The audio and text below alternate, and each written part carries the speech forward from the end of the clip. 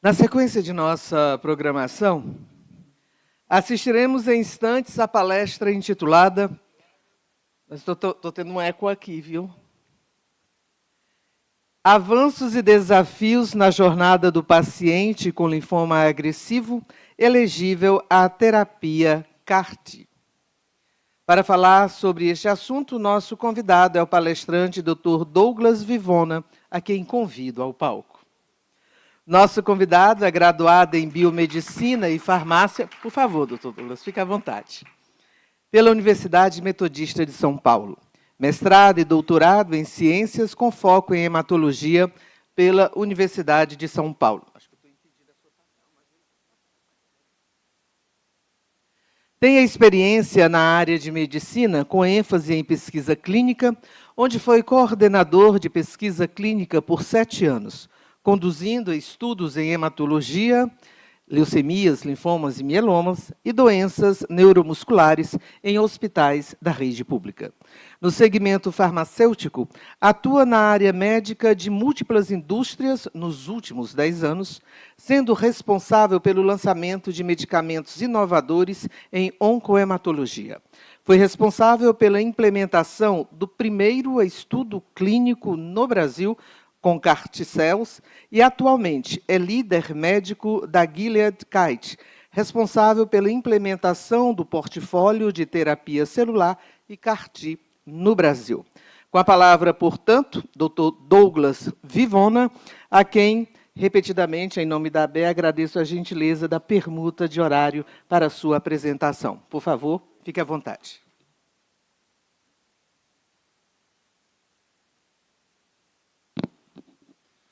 Bom, boa tarde a todos. Para mim é um motivo de muita alegria estar aqui hoje. Eu tive a oportunidade de... Não, acho que funciona aqui.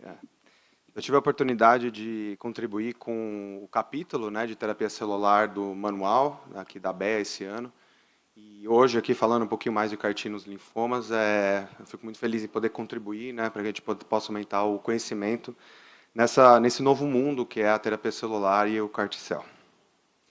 E minha missão hoje, então, é falar da indicação, né, do CAR-T para linfomas agressivos, que hoje, né, é onde a gente tem mais experiência no mundo, é a utilização, né, dessa nova terapia para esse grupo de pacientes.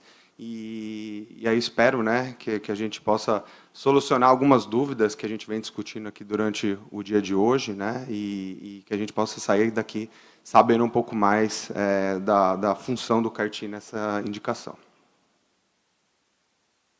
Meus conflitos de interesse. Então, já foi amplamente falado hoje, né, sobre o que é o CAR-T, mas a ideia aqui, né, da terapia celular, então, é essa capacidade de modificar as células, transformar elas, reprogramar elas para que elas passem a expressar um CAR, né, um receptor de antígeno quimérico, e que esse paciente receba esse produto novamente, e esse CAR reconheça essa célula tumoral e mate essa célula. O CAR-T, né, esse T, então, vem do linfócito T. Então, a ideia aqui é a gente usar um linfócito para ser reprogramado, mas essa plataforma pode ser utilizada para outras células do nosso sistema imune. Então, hoje, né, já tem estudos com células natural killers, células com macrófagos. Então, a ideia agora é como a gente vai expandir para outras células do nosso sistema imune, reprogramar elas para que elas passem a reconhecer alvos tumorais e também de doenças não oncológicas, né, como já foi, o Dr. Renato Cunha mostrou, né, a gente já tem avançado hoje em outras áreas terapêuticas com essa plataforma. Um pouquinho do histórico, né? Lá na década de 40 a gente começou com a quimioterapia, então é uma bala de canhão para matar uma formiga, muitas vezes, ou seja, um ataque indiscriminado das células, e aí a gente vem evoluindo, né, com o tempo. Então, na década de 90 já apareceu as primeiras terapias-alvo, e aqui eu falo mais do mesilato de imatinib, que foi uma revolução aí no tratamento da terapia-alvo, uma doença, né, que é a leucemia mieloide crônica, onde mais da metade dos pacientes morriam em 3 anos, né, com um comprimido por dia, com uma terapia-alvo. Hoje, eles vivem, né, têm a mesma expectativa de vida de pessoas sem a doença. Então, já foi uma grande evolução, né, a gente entender alvos tumorais específicos e criar moléculas que ataquem esses alvos específicos. Na década, então, aqui já em volta de 2010, a gente já começa a trabalhar com a imunoterapia, com o conceito, né, dos checkpoints.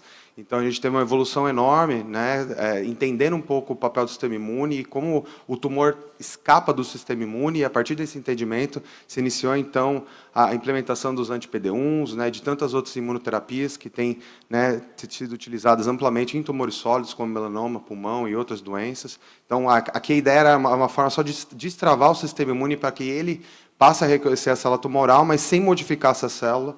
E aí, a partir de 2017, veio, né, essa grande evolução que é o CAR-T-cell, e aí eu acho que é a terapia mais personalizada que a gente tem, né? Então, a gente tira a célula do próprio paciente, reprograma ela e reinfunde, né, para que essas próprias células ataquem a célula tumoral. Bom, como o CAR-T é manufaturado, que não é a primeira vez que vocês veem isso hoje, então, primariamente, esses centros têm que ser qualificados, então as empresas vão até esses centros para fazer uma auditoria dos processos, né? Então, aqui o entendimento é que o linfócito T passa a ser uma matéria-prima para um produto farmacêutico. Então, como a indústria farmacêutica ela qualifica fornecedores, né, de sais, enfim, para outros produtos farmacêuticos, aqui a ideia é a mesma. Então, é qualificar esse centro para que ele possa fornecer uma matéria-prima para um produto farmacêutico de qualidade. Então, no caso da Kite, hoje a gente tem 16 centros, espera acabar 2024 com 20 centros qualificados. Então, a ideia é que a gente possa ampliar, né, essa acessibilidade desses pacientes, principalmente pensando no Brasil, a forma geográfica que a gente é distribuído. Então, a ideia é que esses pacientes não tenham que viajar a longas distâncias para que eles possam ser tratados.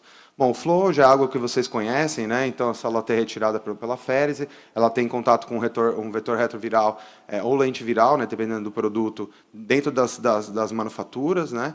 Isso vai acontecer num período de mais ou menos 2 semanas. Essas células CAR, então, elas são expandidas, né, e passado por um controle de qualidade rígido antes de serem liberadas. Esse produto, então, ele volta congelado, vai para um tanque de nitrogênio líquido lá do centro, e aí o paciente, uma vez preparado, né, para receber essas células, numa infusão única, e aí, uma vez que ele recebe, essas células passam a reconhecer as células tumorais e destruir elas. Então, é um novo paradigma no tratamento do câncer. A gente deixa de tratar esses pacientes por ciclos, por meses ou anos, e passa a tratar eles numa infusão única. Isso também acaba acarretando esse entendimento sobre o custo do tratamento, que acaba sendo concentrado, né, dentro de uma única aplicação. Então, como é que é por dentro das CAR-T-cells, né? Então, o receptor de antígeno quimérico, ele vai ter, basicamente, 2 domínios aqui, né? O primeiro é a ligação, reconhecimento da célula tumoral. Isso, né, ele pode ser o CD19, que está amplamente expresso em doenças hematológicas, mas o BCMA também, como foi dito anteriormente, para células de mieloma. Então, a ideia dos CARs agora é a gente descobrir novos alvos, né, e desenvolver CARs para que eles possam ligar esses alvos e destruir esses tumores. A gente sabe que para tumores sólidos a complexidade é um pouco maior, porque a gente tem um ambiente microtumoral muito desafiador, ou seja, a gente tem um ambiente onde essas CARs podem não sobreviver ao ambiente microtumoral de tumores sólidos, ou seja, talvez a gente vai ter que evoluir ainda, isso está acontecendo, né, nessa evolução, para CARs que tenham essa proteção para que ele aguente, né, esse ambiente intratumoral dos tumores sólidos. Então, hoje a gente tem, né, muito sucesso nas doenças hematológicas, mas tem muito a evoluir. Uma outra diferença, né, entre os produtos são os domínios coestimulatórios. Então, é o que vai fazer com que essas células sejam expandidas. Então, cada produto acaba tendo um domínio coestimulatório diferente, né, e isso faz com que os produtos não tenham a mesma eficácia. Então, a gente, CAR-T, quando a gente fala, parece que é tudo a mesma coisa, mas cada produto vai ter um construto diferente e também eficácias diferentes. Bom, motivo de muito orgulho, né, é o Brasil ser o único país da América Latina a ter a tecnologia CAR-T-cell. Hoje a Anvisa aprovou, então, já 4 produtos, e todos na área hematológica. E isso foi fruto, né, de um grande trabalho da Anvisa, de criar um framework regulatório claro, para que essas empresas tivessem, né, uma claridade de como aprovar esses produtos no Brasil, e eu acho que o próximo avanço é de ter esse framework de acesso muito claro, para que esse produto seja, né, tenha mais equidade aí quando a gente fala de acesso e mais pacientes sendo tratados. Bom, então vamos falar um pouco mais de CAR-T em linfomas agressivos, e aqui eu trago, né, um novo horizonte para a cura. Então, aqui a gente traz, né, uma evolução no tratamento do câncer, e a gente não está falando só de progredir ou de estender a vida ou melhorar a qualidade de vida, mas a gente está falando de cura para um grupo de pacientes que talvez não teriam mais opções terapêuticas. Então, falar do linfoma não Hodgkin, né, então é uma neoplasia que comete os linfócitos, e a característica central é o aumento dos gânglios linfáticos. É a doença maligna hematológica mais comum no adulto, né? E aí, quando a gente fala dos subtipos dos linfomas não Hodgkin, basicamente a gente tem os dois mais frequentes, que é o linfoma difuso de grandes células B, que é um linfoma agressivo, cerca de 35% de todos os linfomas não Hodgkin são do tipo linfoma difuso, e o linfoma folicular, né, que é um linfoma indolente, mas que tem risco de transformação para o linfoma difuso, em cerca de 20% dos casos de linfoma não Hodgkin são do tipo linfoma folicular. A epidemiologia no Brasil seria de 4 a 6 casos a cada 100 mil, então é uma doença rara, né? E a taxa e o diagnóstico desse paciente, né, ainda, apesar de não ser tão desafiador, a gente ainda recebe esses pacientes em estágios avançados, o que acaba também impactando no desfecho. Sintomas, então, né, esses pacientes eles têm esses linfonodos aumentados e podem ter outros sintomas, como febre, sudorese noturna, que acabam sendo um pouco mais inespecíficos. Então, o diagnóstico é feito através da biópsia desse gânglio linfático e a determinação, né, se é um linfoma não, e se é um linfoma não Hodgkin ou Hodgkin. Falar um pouquinho, então, da jornada de tratamento desses pacientes. Então, a primeira linha de tratamento é o rituximab, combinado com CHOP, né, uma combinação de uma quimioimunoterapia.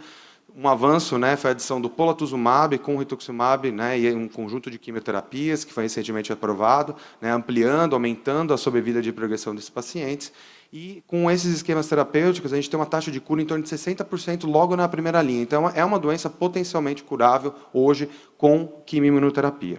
Para os 40% de pacientes que acabam recaindo, são refratários, a gente vai entrando num cenário um pouco mais desafiador, e é aí que o CAR-T-cell acho que vai fazer a grande diferença. Então, na segunda linha, hoje a gente já tem aprovado o Axi-cell, então, entre os dois produtos, né, aprovado, antes do CD19, aprovados no Brasil, o Axi-cell é o único que tem aprovação logo na segunda linha. Outra opção é o transplante autólogo, né? Então, a terapia de resgate seguida de transplante autólogo. Então, apesar de ainda ser uma terapia curativa, eu vou mostrar para vocês um pouco os desafios, né, em termos de elegibilidade desses pacientes para chegar até o transplante autólogo. E, infelizmente, ainda uma parte desses pacientes acabam não curando e recaindo pós-transplante. Ou outros esquemas de quimioterapia ou imunoterapia, e aí não com uma tentativa curativa, mas só de progressão de doença. E, na terceira linha, a gente tem a aprovação também do CAR-T, aí tanto o Axi-cell como o Tiza-cell, uma infusão única, ou os bispecíficos, né, o epcoritamab está aprovado aqui no Brasil, ele ainda não tem dados que mostram, né, que esse é uma terapia curativa até o momento, então essa terapia é usada até a progressão do paciente, ou outros esquemas de quimioterapia ou imunoterapia. Bom, os pacientes que recaem, então, após a primeira linha, eles acabam tendo uma necessidade não atendida, e essa aqui é a curva de sobrevida desses pacientes. Então, cerca de 74% dos pacientes eles não respondem a terapias subsequentes, e a sobrevida mediana, antes do advento, né, do CAR-T, de outras novas terapias, era em torno de 7 meses. Então, era um prognóstico muito reservado para esses pacientes que não curavam, né, com a terapia de primeira linha. E a progressão prematura, né, e o prognóstico desses pacientes é muito afetado pelo tempo que eles conseguem manter a remissão, né, ou acabam recaindo. Então, os pacientes que recaem com menos de 12 meses, eles têm um prognóstico muito pior do que pacientes que recaem com mais de 12 meses. Então, aqui o tempo de recaída ele influencia muito no desfecho desses pacientes. E quando a gente falar de CAR-T na segunda linha, a gente está falando para um nicho específico de pacientes, que seria a curva roxa, né? Então, pacientes que a gente vê uma sobrevida mediana de menos de 1 ano. Né? Então, são pacientes que precisam de algo novo e o CAR-T vem aí um pouco para transformar essa jornada. Em 1995, foi a última evolução, né, em termos de terapia padrão para esse grupo de pacientes de segunda linha, que foi o transplante autólogo. Então, a gente vê, né, através desse estudo, né, que virou um novo padrão de tratamento, aumentando a sobrevida de evento, aumentando a sobrevida global, só que o transplante autólogo é muito limitado para um grupo de pacientes que é elegível. E eu vou falar um pouquinho mais dessa elegibilidade, mas a grande dificuldade de a gente levar esses pacientes ao transplante autólogo é que eles precisam ter uma quimiosensibilidade para chegar ao transplante. Se a grande maioria desses pacientes não respondem à quimioterapia de primeira linha, é porque eles apresentam refratariedade. Então, se a gente precisa dar mais quimioterapia para ele chegar no transplante autólogo, só um pequeno grupo de pacientes vai chegar até lá. Então, apesar de ser uma terapia padrão na segunda linha, só um grupo pequeno de pacientes consegue chegar até lá, até o transplante autólogo. E o CAR-T, então, a gente vai ver que ele tem uma ampliação maior, né, em termos de elegibilidade. Então, a gente consegue atingir mais pacientes, né, mesmo esses pacientes que não apresentam quimiosensibilidade. Então, qual que é a população de pacientes que não pode ser considerados para transplante? Pacientes idosos, pacientes que têm uma performance status comprometida, os quimiorrefratários, então, como eu disse anteriormente, né, esses pacientes que já apresentam quimiorrefratariedade dificilmente vão chegar no transplante, e também pacientes com comorbidades. Então, o CAR-T acaba tendo o potencial de tratar mais pacientes na segunda linha quando a gente compara com o transplante autólogo. Bom, aqui a representação gráfica, né, de pacientes tratados com CAR-T. Então, do lado esquerdo, um paciente de quinta linha. Então, vocês veem, né, um paciente atingindo em remissão completa. Muitas vezes isso acontece em cerca de um mês, né, esses pacientes que têm muito comprometidos pela doença, chegando em remissão completa. Então, através dessa ideia de que o CAR-T era tão bom em linhas posteriores, né, em terceira, quarta, quinta linha, então a pergunta era, se a gente usasse ele precocemente, né, qual seria o resultado? Será que a gente teria uma maior potencial de cura do que a gente já via em linhas pregressas? Né?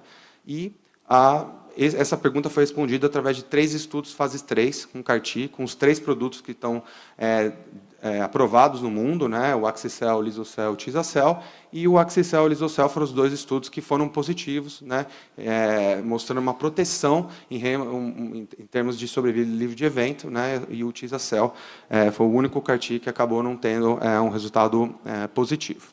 Então, eu vou falar mais do Axi-cel, porque é o único CAR-T aprovado na segunda linha. Então, o ZUMA-7 foi o estudo pivotal que gerou a aprovação desse produto na segunda linha. Então, foram pacientes que tinham uma recaída com menos de 12 meses da terapia. Então, de novo, o CAR-T, a ideia não é substituir o transplante para todos os pacientes, mas para esse grupo de pacientes que têm uma recaída precoce e, como a gente viu anteriormente, tem uma sobrevida menor que 1 ano. Então, eles precisam, de fato, de algo novo. Esses pacientes foram randomizados para o Axi-cel, uma infusão única, ou o stand of care, que seria terapia de resgate, seguido de transplante, caso o paciente atingisse remissão completa ou remissão parcial. O estudo não permitia um crossover, né, mas se esse paciente no stand of care tivesse acesso, ele poderia usar um CAR-T na terceira linha. E aí eu acho que o primeiro grande resultado que a gente encontrou foi que aproximadamente 3 vezes mais pacientes conseguem receber o tratamento com CAR-T versus o transplante autólogo.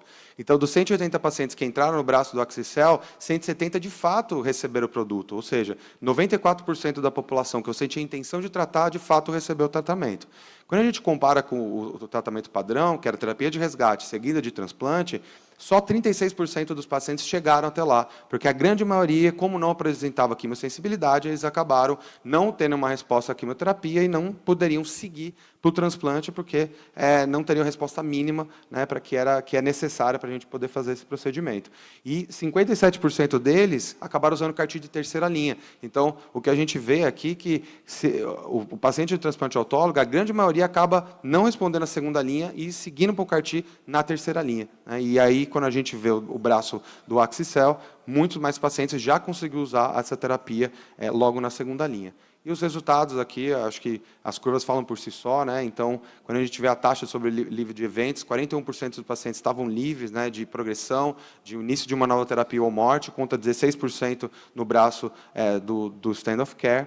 E isso também impactou a sobrevida global, mostrando uma redução do risco de morte de 27%, ou seja, 54% dos pacientes estavam vivos com 4 anos, contra 46% no braço controle. Lembrando que no braço controle, 57% tinha recebido CAR-T na terceira linha. Então, em algum momento, a gente está comprando CAR-T na segunda linha versus CAR-T na terceira. Então, e mesmo assim, usar precocemente o Axi-cel na segunda linha demonstrou uma redução do risco de morte, como vocês podem ver, um platô. Então, a gente não está falando só de postergar a vida dessa pessoa, diminuir a progressão, mas potencialmente curar ela o quanto antes.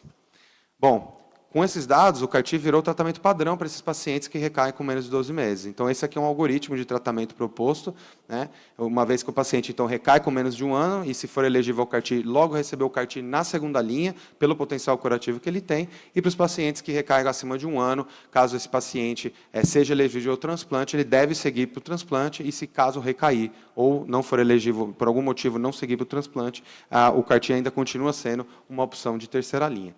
Então, fica a pergunta, para aqueles que não receberam em segunda linha, a gente vai ter uma opção na terceira linha ainda, né? Então, esse paciente já teve múltiplos tratamentos, o CAR-T tem uma função, um papel na terceira linha, e a gente vê que sim, né? Então, esse aqui é um estudo de vida real da Espanha, né? onde esses pacientes tinham nos 2 braços, tanto no que utilizaram o CAR-T como o Stand of Care, eles tinham passado por pelo menos 2 tratamentos anteriores, e a gente vê uma redução do risco de morte de 55% nos pacientes que usaram o CAR-T, independente do produto, e um platô, né, acima aqui dos 12 meses. Então, vocês veem também, a gente não está falando só de sobrevida de progressão, mas a gente está falando de uma maior cura de pacientes que usam CAR-T também em terceira linha. E quando a gente olha os dados do Axicel, já são dados de mais de 5 anos, 43% dos pacientes estão vivos, né? E se a gente lembrar daquela curva anterior que eu mostrei, a sobrevida mediana desses pacientes era menos 7 meses, e na terceira linha, com o Axicel, 43% dos pacientes estão vivos, né? E o que a gente viu nesse estudo, que a partir do 4º ano, nenhum paciente mais morreu por progressão, e ele já tem um acompanhamento de mais de 6 anos, e esses pacientes permanecem livres da doença e sem progressão. Quando a gente compara, então, o resultado, né, do Axicel na terceira linha contra a terapia padrão, a gente vê uma redução do risco de morte de 73%. Então, de fato, o CAR-T é o melhor que a gente tem para oferecer para essa população que recaíram ou são refratários a 2 ou mais linhas de terapia. Bom, aqui eu acho que eu gostaria de esclarecer um pouquinho essa questão do registro, a questão de estudos posteriores à aprovação, né? Então, esses estudos, né, como a gente chama de PES, que é a Post-Market Authorization, são estudos que as agências regulatórias pediram para que a gente possa avaliar a longo prazo. Isso não faz com que esse produto seja experimental. Na verdade, esses estudos de longo prazo são estudos de farmacovigilância para que a gente possa acompanhar os resultados, principalmente de segurança. Uma vez que a gente está infundindo um produto de terapia gênica, a ideia das agências regulatórias é a gente poder acompanhar esse paciente para saber eventos de longo prazo. A eficácia desses produtos, eles já foram avaliados pelos estudos pivotais e aceitos pelas agências regulatórias. No entanto, esses estudos servem para a gente confirmar a segurança desses produtos. Como vocês podem ver, então, o CIBMTR é um grupo americano que tem um registro hoje com mais de 10 mil pacientes incluídos. O CIBMTR faz tanto registro para transplante de medula óssea e hoje absorveu também a terapia celular. E a gente tem os dados do Axicel no registro de vida real, do lado esquerdo, e aqui são as curvas de sobrevida do estudos 1 a 1, que foi o estudo pivotal. Como vocês podem ver, as curvas são muito similares, ou seja, a gente consegue reproduzir os resultados de vida real, os resultados dos estudos clínicos na vida real. E nesses estudos do CIBMTR de vida real, 57% dos pacientes não teriam elegibilidade para entrar no estudo clínico. E, mesmo assim, eles apresentaram respostas similares. Ou seja, isso garante a eficácia de um produto, né, e que a gente já está acompanhando com dados de mais de 5 anos. Respondendo até uma pergunta que foi feita, né, para o palestrante anterior, a gente tem dados brasileiros, e esse também foi um resultado super recente, né, do Registro Brasileiro de Transplante de Medula Óssea e Terapia Celular, em parceria com o CIBMTR. Então, sim, hoje a gente já tem a apresentação dos primeiros dados de 38 pacientes que receberam terapia celular CAR-T para linfomas ou leucemias.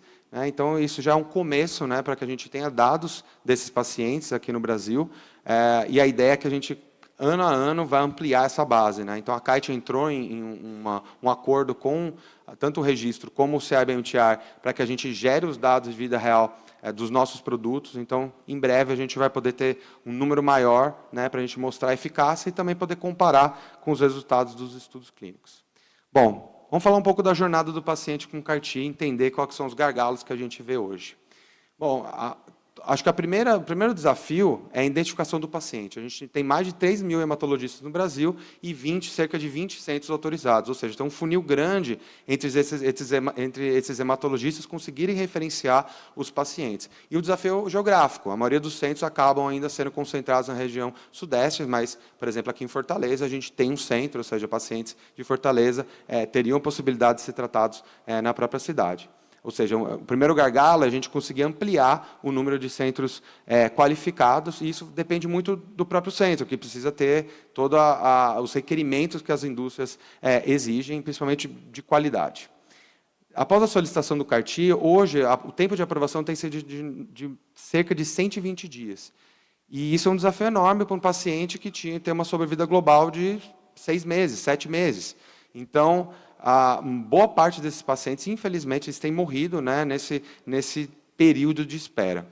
Os pacientes que conseguem acesso, eles conseguem permanecer vivos até a aprovação e a infusão do CAR-T, eles usam uma holding therapy, ou seja, eles têm que estar usando alguma terapia para segurar essa doença enquanto o CAR-T está sendo aprovado. Ou seja, acho que o maior gargalo que a gente tem que trabalhar junto aqui é diminuir esse tempo. Nos Estados Unidos e na Europa, é cerca de 1 semana, 15 dias. Então, por que no Brasil são 4 meses? Né? Então, acho que essa é a grande discussão que a gente tem que evoluir, porque a tecnologia já está aqui. Né? Então, acho que a ideia é a gente conseguir diminuir esse tempo e ampliar o acesso.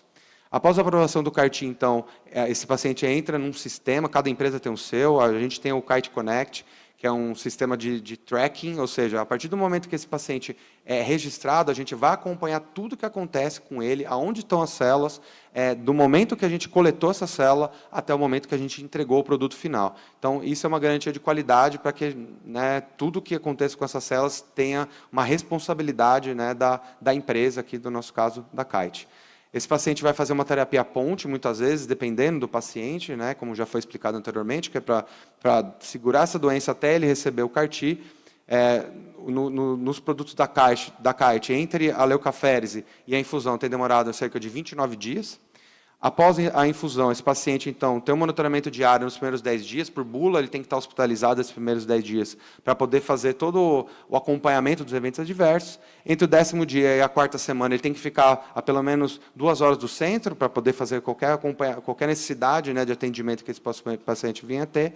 E depois da 4ª semana, ele pode voltar para a casa dele e a gente espera que a grande maioria dos pacientes possa viver uma vida normal, livre da doença e potencialmente curado.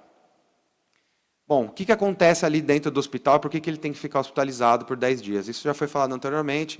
Tem 2 eventos adversos que são característicos da classe terapêutica CAR-T, que é a CRS, que é a síndrome de liberação de citocina, que é uma inflamação generalizada, e a neurotoxicidade. Então, a CRS acontece geralmente com 3 dias e dura mais ou menos 1 semana, e a neurotoxicidade ela geralmente acontece depois da CRS e pode demorar até 2 semanas. Hoje, com os dados mais recentes, então as empresas elas também treinam os centros para que eles saibam como manejar esses pacientes e quais são os guides, né, das empresas para o manejo. O importante é frisar que esses não são eventos adversos que podem levar à morte. Então, a gente tem uma frequência muito baixa de morte em relação a esses eventos adversos. Na verdade, a maior preocupação desse grupo de pacientes é a progressão da doença. Então, hoje, o manejo e o conhecimento, né, desses 2 eventos adversos já é muito amplo. Bom, será que a gente podia predizer a resposta do CAR-T e aí talvez a gente solucionar alguns problemas? Será que o CAR-T é para todo mundo, né? Porque as bulas acabam sendo abertas. Então, hoje, né, eu acho que talvez uma proposta de discussão para a gente poder evoluir, a gente poder identificar os melhores candidatos para o CAR-T.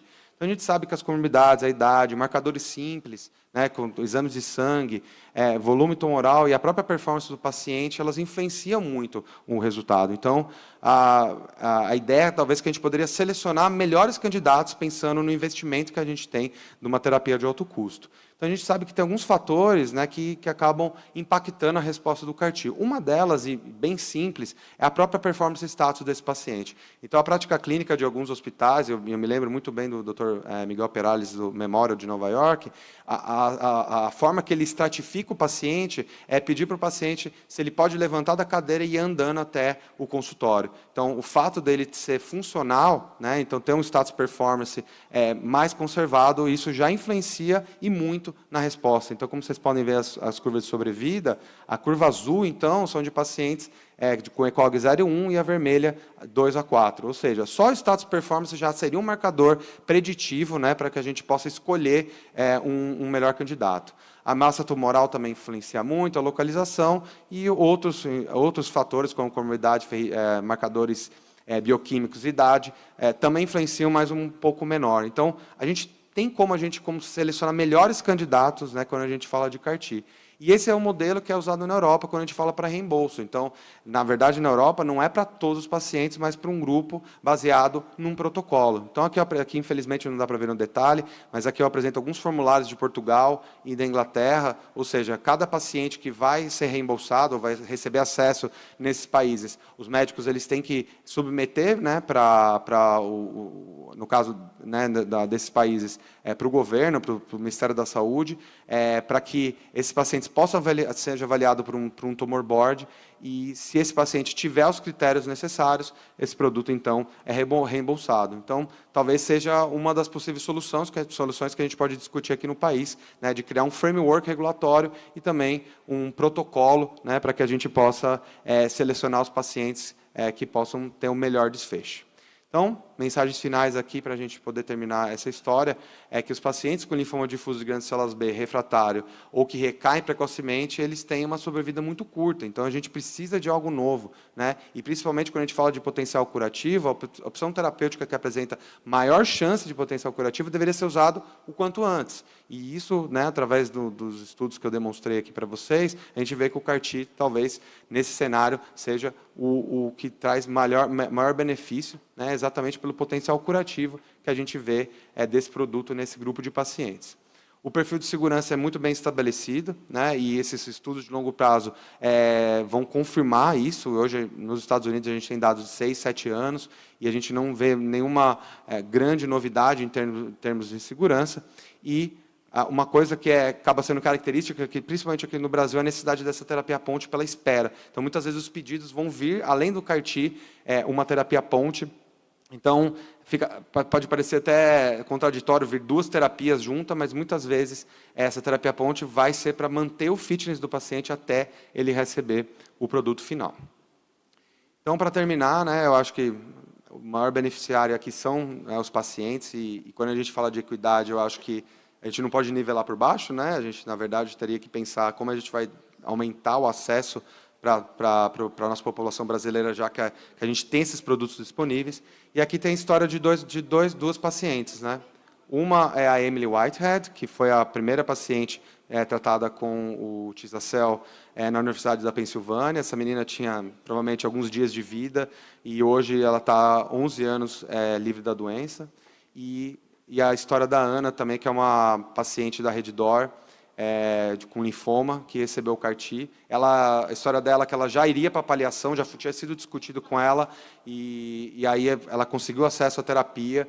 Aqui é o post dela de 90 dias, livre da doença, hoje ela está com 9 meses, e a gente sabe que quem passa dessa linha de remissão de 6 meses vai ter muita chance de cura, e é isso que a gente deseja para ela. Então, acho que é meu desejo, mas acho que o desejo de todo mundo dessa sala aqui, é que a gente possa ter mais histórias de sucesso como desses pacientes. Então, eu deixo meu muito obrigado e também fico disponível para qualquer pergunta. Doutor Douglas, muito obrigada e obrigada pela observância do seu tempo. Nós temos aqui algumas perguntas presenciais, mas também pelo chat. Eu vou convidar a doutora Débora para que possa fazer inicialmente as perguntas enviadas pelo chat e logo em seguida passaremos às perguntas presenciais. Boa tarde, doutor. Obrigada pela sua apresentação. Valeu. Tá tendo estamos tendo aqui muitos elogios no chat online. Nós temos os congressistas presentes aqui, mas nós temos mais de 2.000 congressistas inscritos. Nós temos uma pergunta para você, doutor, que é do doutor Eliezer Ribeiro. Ele falou, excelente palestra. E ele fez uma pergunta, existe estimativa de quantos pacientes seriam elegíveis para o tratamento com CAR-T no Brasil? Você tem uma ideia assim, para passar para o pessoal? Sim. Se a gente falar só de terceira linha entre sistema privado e público, provavelmente a gente está falando numa escala entre 800 e 900 pacientes. Né? Então, é um grupo grande, né, de pacientes, e com essa necessidade aqui, né, de uma sobrevida muito curta e buscando acesso a uma terapia avançada como CAR-T. Douglas, parabéns pela apresentação. É André Katz, de São Paulo, eu sou oncologista clínico e eu tenho a seguinte pontuação.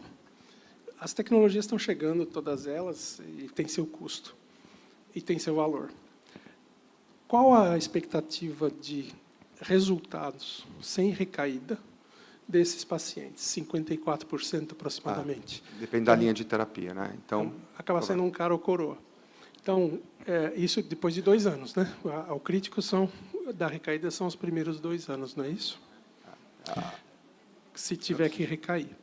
Então, se você considerar esses 2 anos, por que não se pensa numa política de financiamento desses custos nessa janela de 2 anos? Tipo, seria um risk sharing, talvez. Então, assim, os primeiros 2 anos, você parcela para a fonte pagadora. A partir de então, a fonte pagadora faz um outro modelo de pagamento com a empresa patrocinadora do produto, seja quem for, seja Kite, seja Novartis.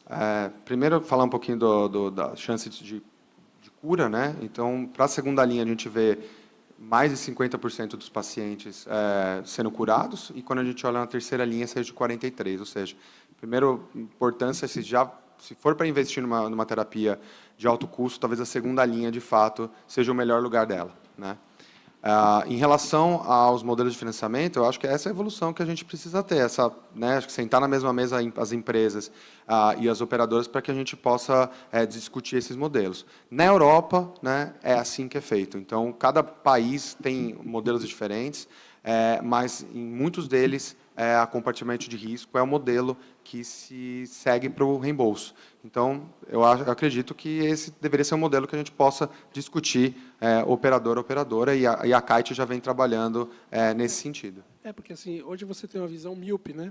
Então, você não enxerga o aqui, né? Então, você está gastando uma fortuna, às vezes agora com os bi específicos, no mieloma, por exemplo, e, de repente, trazer o CAR-T para um momento mais precoce passa a ser interessante em todos os sentidos, tanto financeiros quanto de salvar vidas, de fato, né?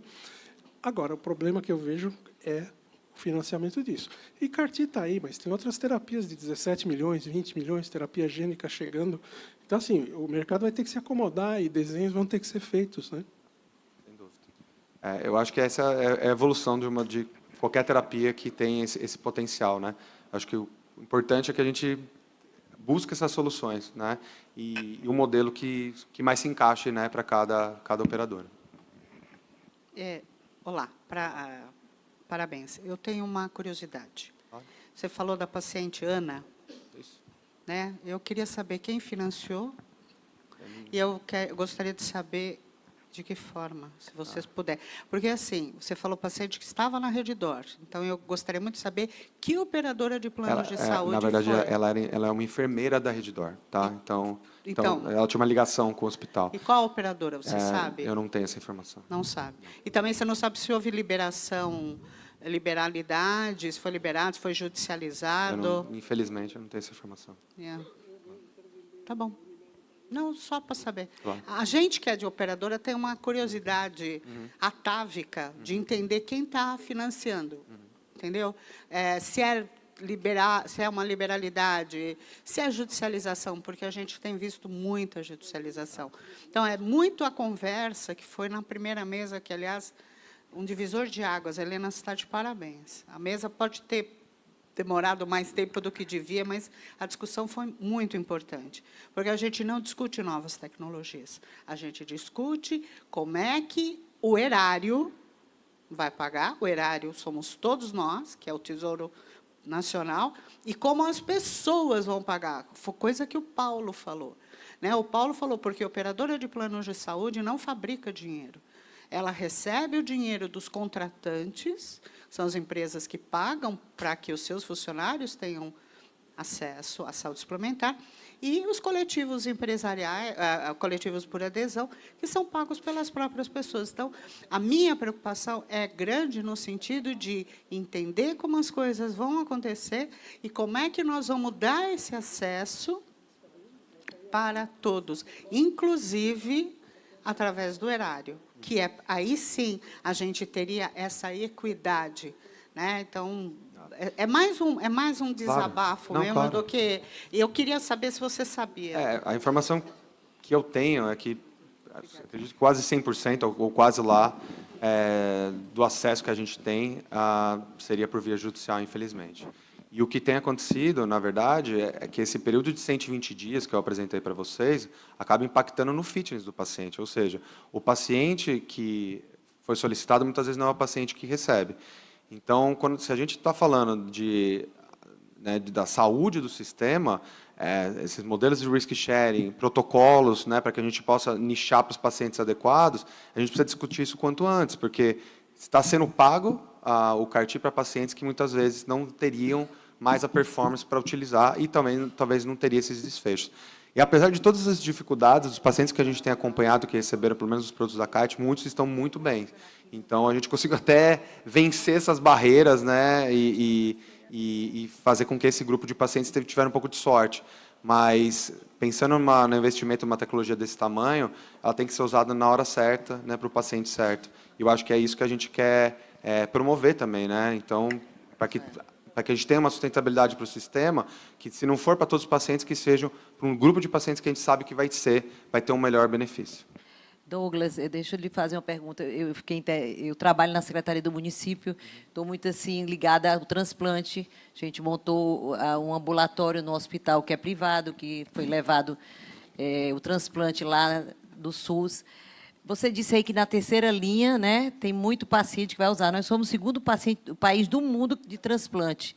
Se nós vamos ter, eu estava conversando com a Marta, se a gente vai ter muita gente usando, obviamente o preço, Marta, vai cair disso. Se a gente vai ter muito uso, Eu acho, gente, que tecnologia como a Marta disse aí, vai haver sempre. A gente tem que achar soluções para poder implantá-las. Eu digo sempre aqui, eu sou uma prova viva, que eu usei uma nova tecnologia em 2007, que era uma radioterapia intraoperatória, e eu estou viva, e eu era triplo negativo. Então, eu me beneficiei de uma tecnologia nova. Então, eu acho que eu estou muito feliz em saber que do transplante, você usa da terceira linha, porque a gente sabe que todos os estados têm o transplante e muita gente vai precisar. Então, quanto mais o uso, mais vai cair o preço, eu acho. Esperamos que sim, mas só para esclarecer, o transplante é utilizado na segunda linha e, infelizmente, a grande maioria dos pacientes não conseguem chegar lá. Então, esse é um desafio. Apesar de a maioria dos estados ter a possibilidade, o que acontece é que 2/3 dos pacientes nem têm status ou indicação para usar o transplante. E aí ele acaba indo para uma terceira linha e, sem a acessibilidade de um CAR-T, acaba tendo esse prognóstico reservado. Então, apesar de a gente ter uma tecnologia, o transplante, que pode salvar vidas e cura um grupo pequeno de pacientes, cerca de 10% a 20%, vão ter muitos pacientes que vão precisar ainda do CAR-T ou na segunda linha ou mais para frente. Obrigado. Doutor Douglas, por favor, permaneça no palco mais alguns instantes. Doutora Débora Soares, vice-presidente da ABER, irá lhe fazer a entrega de um mimo deste evento. Doutora Helena Ronce também. Doutora Clarice Douglas, deseja fazer uma pergunta. Douglas, só uma pergunta rápida, antes que você receba, a gente finalize. A gente tem situações complexas no Brasil. Sim. Você mostrou bem claro e é ótimo que tenha essa transparência. Para a gente resolver problemas, a gente tem que entender o problema primeiro. Esses 120 dias, no meu entendimento, é uma coisa muito grave, que a gente precisaria resolver. Então, eu pergunto, nesses casos, os doentes esperam esse tempo todo, possivelmente é uma ação judicial, quando a terapia chega, ele não está mais apto a receber. O que acontece? Existe pagamento? Não existe? Claro. O doente vai para alguma outra linha de tratamento? Não, o que acontece pergunta. com o doente? Obrigada. Se o produto não é infundido no paciente, ele não é pago. Então, só vai ser infundido naquele paciente que tiver elegibilidade ainda para o CAR-T no momento que chega o produto. O que acontece, infelizmente, é que esses 120 dias é muito tempo, então os pacientes acabam morrendo nesse período. Então, os que chegam até a terapia hoje são aqueles pacientes que inicialmente tinham uma doença mais localizada, uma massa tumoral um pouco menor. Então, é triste, a gente tem uma tecnologia que que esses pacientes acabam morrendo e alguns até acabam morrendo com uma ação judicial na mão. Então, que obviamente não seria nem o melhor modelo de acesso que a gente gostaria aqui para o país.